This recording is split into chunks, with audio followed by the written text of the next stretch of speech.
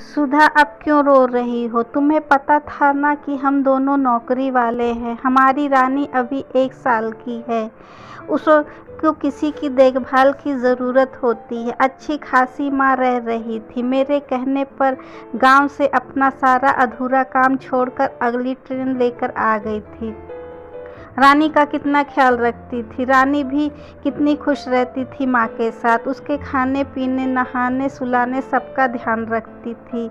यहाँ तक कि तुम थकी हुई ऑफिस से आती थी तो 1-2 घंटे आराम भी कर लेती थी। पर तुम्हें तो उनका 2 रोटी खाना, पूजा पाठ करना पसंद नहीं आ रहा था। हर दिन मेरा दिमाग खाती रहती थी कि मम्मी जी किचन गंदा कर देती हैं, इतनी ज़ोर ज़ोर से पूजा करती हैं, इतनी रोटी खाती हैं, उनकी दवाई पर कितना खर्च होता है, बजट बिगड़ रहा है मेरा।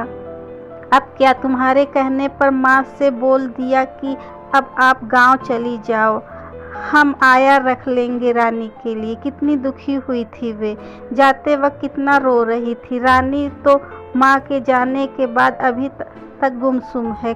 कांच का पता चला ना 12,000 रुपये महीने हैं, और ये जो आया आ रही है वे कौन सा कम ले रही है। 8,000 रुपये, ऊपर से कितने नखरे हैं इसके, कितनी छुट्टियां करती है। जिस दिन नहीं आती उस दिन मुझे या तुम्हें छुट्टी लेनी पड़ती। उसका पैसा अलग कटता है और वह तो अपना पूरा तनख्वाह ले लेती है। ऊपर से कई बार ना तो रानी को नहलाती है, ना पूरा खाना ऐसे ही बचा रहता है। माँ कैसे कहानी सुनाकर, रोटियों को मोड़ मोड़ कर, बहला फुसला कर खिलाती थी। कितनी स्वस्थ हो गई थी मेरी बेटी।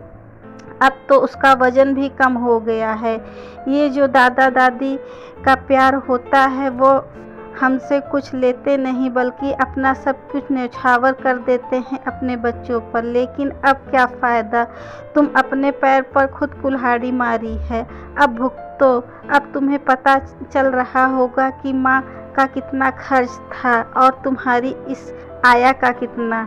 सही कह रहे हो, मेरी बुद्धि भ्रष्ट हो गई थी। एक थप्पड़ नहीं मार सकते थे जब मैं ऐसा कह रही थी। मेरी रानी, तो मुझे मम्मी जी की ज़रूरत है। चलो गांव चलकर उन्हें लेकर आते हैं। मैं उनके पैर पकड़कर उनसे माफ़ी मांग लूँ।